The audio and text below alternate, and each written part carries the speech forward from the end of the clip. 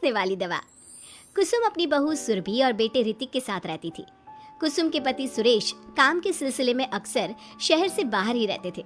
एक दिन वो अपने घर आए और कुसुम के लिए बहुत सारी दवा लेकर आए। भाग्यवान, कहाँ हो तुम? अरे आ गए आप। इस बार बहुत दिनों में आए और मैंने आपको जो घुटनों के दर्द की दवाई लाने के लिए कहा था वो तो लाए हैं ना आप? हाँ हाँ, तुमने जो भी कहा था वो सारी चीजें ले आया हूँ। बस आप एक गिलास पानी तो पिला दो। सुरभि, एक गिलास पानी तो लाना। सुरभि जल्दी से पानी लेकर आती है। सुरेश सुरभि के सर पर हाथ रखता है और उसका हालचाल पूछता है। बहू, ये तुम्हारी सास के लिए मैं कुछ दवाई लाया था, तुम देख लो ये दवा। तुम्हारी सास तो है भुलक्कड़, किसी और दवाई की जगह कोई और दवाई खा लेगी तो लेने के देने पड़ जाएंगे। सुरेश एक एक करके सुरभि को दवाई बताने लगा। देखो, ये घुटने के दर्द की दवा है, यह घुटनों के दर्द के लिए मालिश का तेल है, रोज रात को मालिश करनी है इससे। ये बीपी की दवा और ये कमर दर्द की। एक दवाई की शीशी हाथ में लेकर कहते हैं, लेकिन ये दवाई किस चीज की है? लगता है मेडिकल वाले ने गलती से दे दिया। सुरेश कुछ दिन अपने घर वालों के साथ रहता है और फिर शहर से बाहर चला जाता है। सुरभि रोज अपनी सास को दवाई दे देती है, लेकिन एक दिन वो घर के काम में बहुत व्यस्त होती है और अपनी सास को दवाई देना भूल जाती है। लगता है सुरभि को आज बहुत ज्यादा काम है। चलो कोई बात नहीं, मैं खुद ही दवा ले लेती हूँ। अरे वाह, ये दवाई तो बहुत स्वादिष्ट है, थोड़ी सी और पी लेती हूँ। इस तरह कुसुम थोड़ी थोड़ी करके हंसने वाली दवाई की पूरी बोतल ही पी लेती है। माँ जी, आज मेरे मायके वाले आ रहे हैं, भैया का फोन आया था।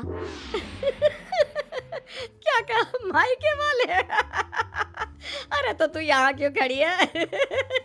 खाने में कुछ अच्छा सा बना ले।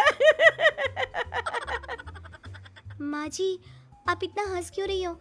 आप मेरे मायके वालों का मजाक तो नहीं बना रही हो ना? नहीं नहीं नहीं, मैं कहाँ मजाक बना रही हूँ। मैं तो बस बता रही हूँ। माँ जी, आप झूठ भी बोलती हैं, आप अभी तो हंस रही थी। कुसुम हंसती ही रहती है। सुरभि वहां से चली जाती है और खाने की तैयारी में लग जाती है।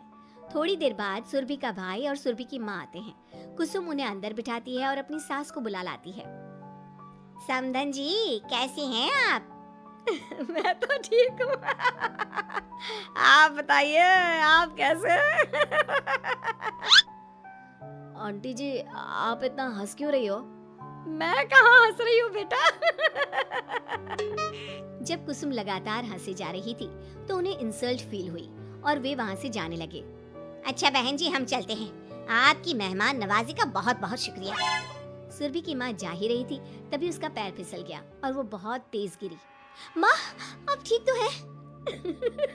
अरे बहन जी, आप ठीक तो है? आपको चोट तो नहीं लगी ना?